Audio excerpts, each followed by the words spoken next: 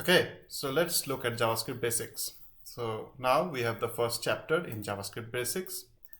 Let me pull up all the markdown and put it in my markdown editor. All right, so this is JavaScript fundamentals. Let's dive right into JavaScript. Lesson overview. How do you declare a variable?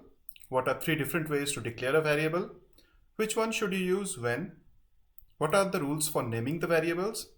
What are operators, operands, and operations? What is concatenation and what happens when you add numbers and strings together? So this is interesting. What are the different types of operators in JavaScript? What is the difference between 2 equal to signs and 3 equal to signs? This is also interesting. What are operator precedence values? What are the increment, decrement operators? So addition, subtraction. What is the difference between prefixing and postfixing them? Okay, these are new things. What are assignment operators? And what is the unary plus operator? So new things we'll be learning in this section. How to run JavaScript code. All JavaScript we will be writing in the majority of the foundation course will be run via the browser. Later, lessons in foundations and the Node.js path will show you how to run JavaScript outside of the browser environment. Outside of these lessons, for now, you should always default to running your JavaScript in the browser unless otherwise specified. Otherwise, you may run into unexpected errors. The simplest way to get started is to simply create an HTML file with the JavaScript code inside of it. Type the basic HTML skeleton into a file on your computer. So this is your skeleton. Save and open the file in a web browser, or you can also use the live server on Visual Studio, and then open up the browser's console by right-clicking on the blank web page and selecting inspect or inspect element. So you can do right-click, and here you have inspect or inspect element in Firefox. In the developer's tool pane, find and select the console tab where you should see the output of our console log statement.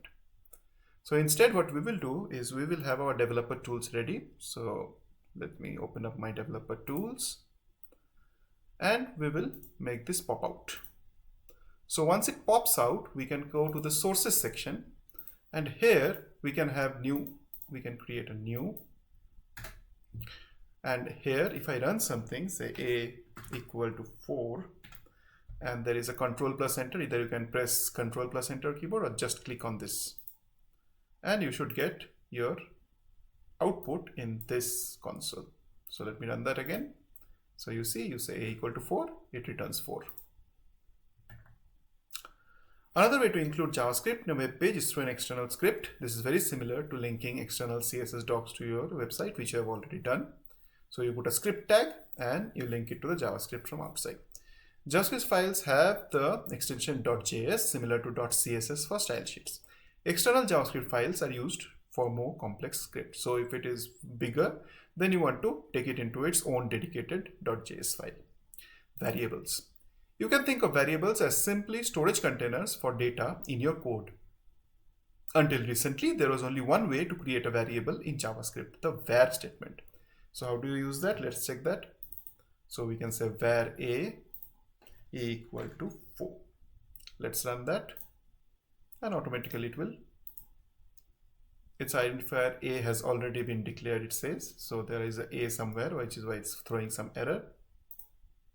So let's say a equal to 4, and then let me run a. So that will give me an uncaught error. Identifier has already been declared. Okay. The variable tutorial will explain everything. So, but in the newest JavaScript versions, we have 2 more ways, let and const. So there are 2 new ways now. This variable tutorial, there's a tutorial, will explain everything you need to know. Be sure to do the tasks. Information won't stick without practice. So we have a tutorial, you can run through this tutorial and get to know more about variables. After you come back from the tutorial mentioned this, but it's important enough to note again. Let and const are both relatively new ways to declare variables in JavaScript. In many tutorials and code across the internet, you are likely to encounter var statements. Don't let it bother you. There's nothing inherently wrong with var, and in most cases, var and let behave the same way. So var and let are more similar, const is a bit different. But sometimes the behavior of var is not what you would expect. Just stick to let and const for now. Numbers. Numbers are the building blocks of programming logic. So it's logic and it's coding.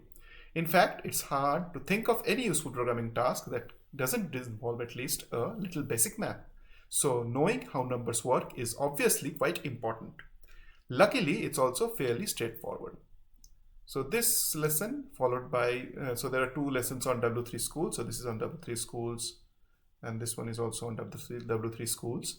A good introduction to what you can accomplish with numbers in JavaScript. So all kind of numerical operations that you can do, just like in any other programming language, similarly in JavaScript. This article on MDN, so Developers Mozilla, covers the same info from a slightly different point of view while also teaching you how to apply some basic math. There are also much more that you can do with numbers, and this is all you need at the moment. Read through and code along with this article. This article is on javascript.info about operators in JavaScript. Don't forget to do the tasks at the bottom of the page. It will give you a pretty good idea of what you can accomplish with numbers in JavaScript. Okay, now we are at the assignment. Try the following exercises and don't forget to use console.log. So in our case, because we are using already the inbuilt console log, probably will not need the console.log. So what is the first assignment? Let's go to the assignments. Try the following exercises and don't forget. So add two numbers together. So just type console log of 23 plus 97 into your HTML file. I will do that, 23 plus 97. Let me clear up the console and here I run it. I get the answer 120. Add a sequence of 6 different numbers together. So let me add on to this one. So let's say 10 and let's add 20, let's add 30 and let's add 40. So now we have a sequence of 6 numbers. We run that, we get the new answer, which is 220. So this is 100 and this is 120, total 220. Perfect. Print the solution to the following equation. So now they have added an equation. What is the equation? 4 plus 6 plus 9 by 77. So if I run this, let me clear the console. I am running this. So this is an uncaught error, maybe because I already have this previous problem. Let me comment that out. Run it again. So yeah, answer should be approximately 0.24675. We got that 675. We got that exact answer. Nice. Now let's use some variables. Type the statement at the top of the script tag. Let a equal to 10. So we'll write a equal to 10. Okay. In the console, console log a should print 10. So in our case, we will not need console log. We'll just print a. We will clear our console and we'll run it. We'll get back the value of a. So the value of a, 10, is printed back. Try the following in the console. 9 multiplied by a. So now I am going to use 9 multiplied by a. We don't need console log. Let me clear it. Run again. I get 90. 9 times 10. And this. So now let b equal to 7 multiplied by a. So let me type that in. Let b equal to 7 multiplied by a. Now what they want is returns and then console log of b. So in our case, let me try b. New line, b, and clearing the console, running it. So I get b, value of b, which is 70. You should be getting the hang of this by now. Try this sequence now. Declare a constant variable max with the value 57. So we have let max equal to 57. Perfect. Set another variable actual to max minus 13. Let actual be equal to max minus 13. Set another variable percentage to actual by max. Let percentage be actual by max. If you type percentage in the console and press enter, you should see a value like 0.7719. So let me do that. Let me put percentage. Now we're trying to get the value. Percentage temp. So let's me clear console. Control enter. And I get a value of 0.77192. That's what they said. Correct. Take a few minutes to keep playing around with various things in your script tag. Eventually we will learn how to actually make those numbers and things show up on the web page. But all of this logic will remain the same. So make sure you're comfortable with it before moving on. So try other, we have already tried addition, subtraction. division, multiplication. So you can try other mathematical operations and get comfortable with mathematics in JavaScript. As you might have noticed when running JavaScript code in the console prints the result of the code it executes, called a return statement. You will learn more about these in the next lessons. So, however, for now, it is good to remember that a declaration with an assignment, such as let b equal to 7 times a, returns undefined, and so you cannot declare and assign a value to a variable and read its value in the same time. So this is important. Let me highlight this one in my markdown. So I will highlight this up, and so that becomes solid, and I put it in a new line. So you cannot declare and assign a value to a variable and read its value in the same line. Remember this because this is important later. Knowledge check. So we have some links. Name the 3 ways to declare a variable. So you know old was var and the newer ones are let and const. Which are the 3 variable declaration? Which of the 3 should you avoid and why? Var, because that is older. You should stick to let and const for the specific use case. What rule should you follow when naming variables? So note starting with numbers, or it has start with characters and similar. What happens? So this article is on javascript.info. You can read more on there. What happens when you add numbers and string together? So this is interesting. You can look into this. I will give you a hint. If you add numbers and strings together, it will become a string. The number will just be added to the string and the whole thing will become a string. How does a modulo or remainder operator work? So it is a remainder when you give it 2 numbers, the divisor and dividend. So if you divide those numbers, you will get the remainder. So it is the modulus. This is the modulo sign.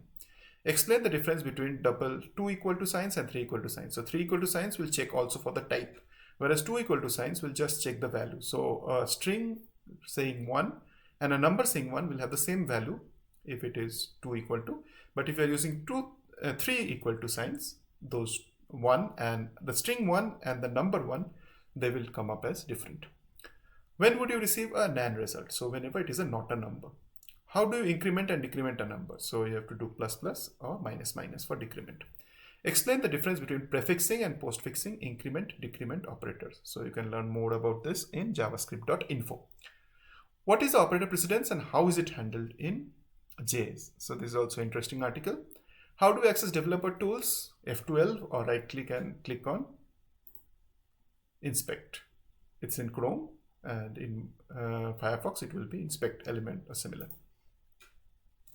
How do you access developer tools? How do you log information to the console? So you do a console.log and then whatever you put inside will be logged to the console.